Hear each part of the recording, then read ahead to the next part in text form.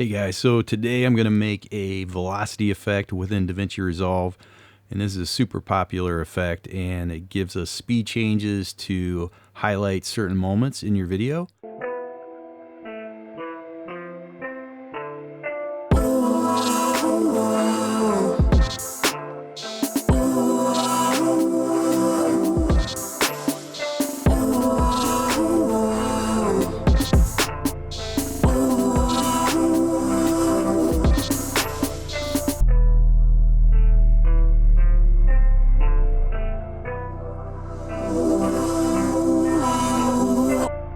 Yeah, so I'm working in the edit page today in Resolve, and this is the free version I'm working on today. And so what I like to have with this velocity effect is a shot that's already slow motion.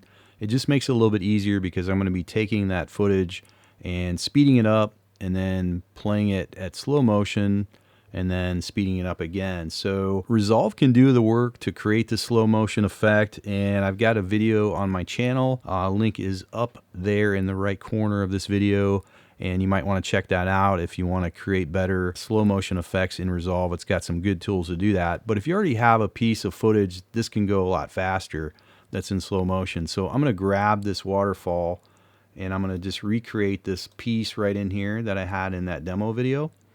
And so you can see this is just a slow motion clip here. And that's pretty cool, but it doesn't really do what I want it to do. And so I'm going to select the clip and I'm going to hit Control R and I'm going to enact the retime speed ramp controls built into Resolve. And so you can see basically it's got this 100%. It shows you the direction of the video, which is going forward here.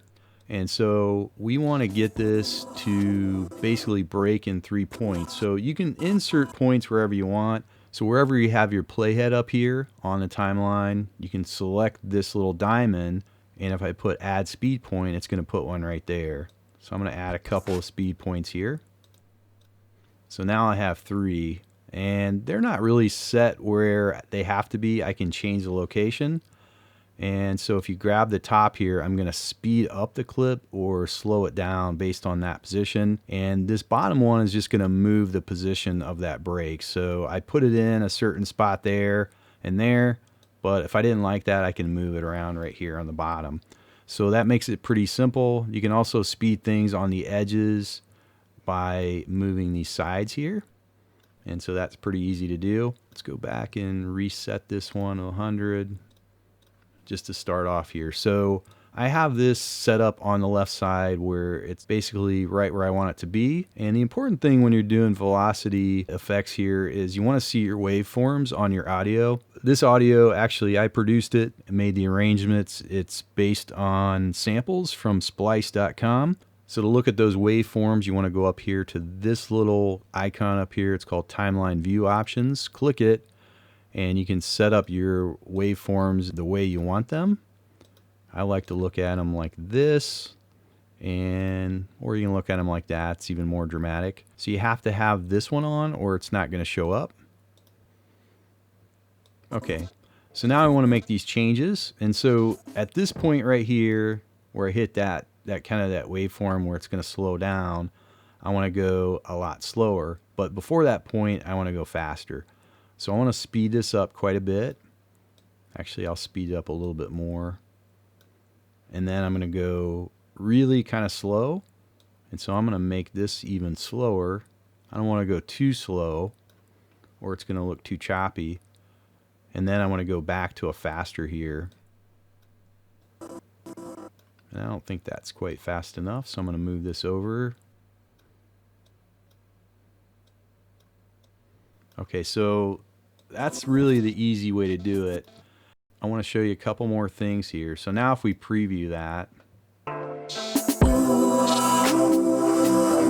Okay, so if you want to take a look at enhancing some of these movements in the actual speed clips, it's very important you know how this works. So I have this one. I'm going to hit Control R. I'm on Windows, Command R for Mac. And so we're going to take a look at this, the speed changes. So I go from 388 to 67 to 309. First of all, I think it's important that you apply these optical flow. It's very important to put that in. If you're going anything under 100%. Like I said, there's more detail in the video. I gave you a link for it earlier, but standard faster is pretty good for just kind of distant detail. You're going to want to go up to enhance better if you're going to get fine detail like the hiker jumping across the rocks. You definitely want to do it for that. Speed warp is for studio only. You can use it in the free version, but you're going to get a watermark on your screen. So avoid that if you don't have the studio version. We can just set our settings here, and it's really important. So let me go ahead and close this. You're not going to see this little icon here, the curves of the speed changes, unless you make a selection here. So under retime scaling, double click that to open it. Make a selection here, and then you're going to see these speed change curves. Let's go ahead and click that to open it. And when you open it, you're not going to see anything. And if you're not zoomed in enough, make sure you get zoomed in so you can see this little pull down. You're going to want to click the second one up from the bottom. It's called retime speed. Now we can see the speed changes. So we're going from that 388 all the way down to a lot slower here. And you can see kind of 500%, negative 300%. And so we have these very abrupt changes, which is fine. But if you want to smooth these out, and it depends on the track you're trying to make and what the visual you want to represent is. But to change these, go ahead and select one of these points and then just hit this button here to the left. It's a curve. So it changes it to a curve. You can make the changes however you want them. Select the other one and do this one as well. So that transition now is in the audio portion that I want to transition it through. So that looks pretty good to me. Go ahead and close that. So yeah, on the footage, you probably saw that I did some reverse clips as well. Yeah, so basically when you do the pull downs here, you're going to have an option to do rewind. And so that's what I did. I selected a rewind effect here in the middle. And so during this reverse video portion, I have the water kind of going back up against gravity.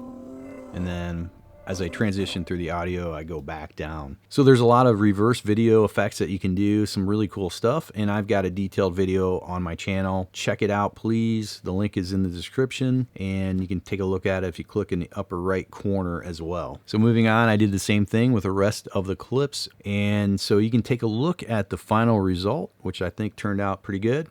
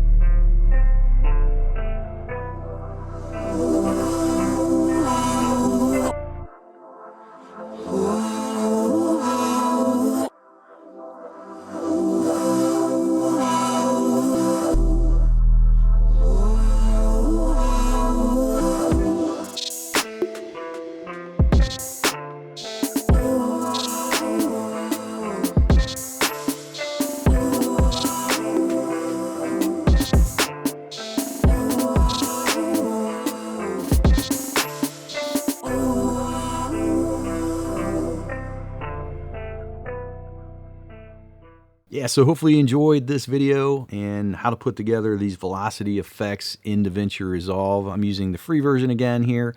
You can do it in the studio as well. If you have any questions, please post them in the comments below. If you liked this video, you thought it was cool, also post that. Really appreciate that. Hopefully you'll subscribe to the channel so you can get some notifications that if I got new videos coming out, which I do have a ton coming out. So take a look for those coming up. I've got a lot of techniques coming up that you're going to enjoy.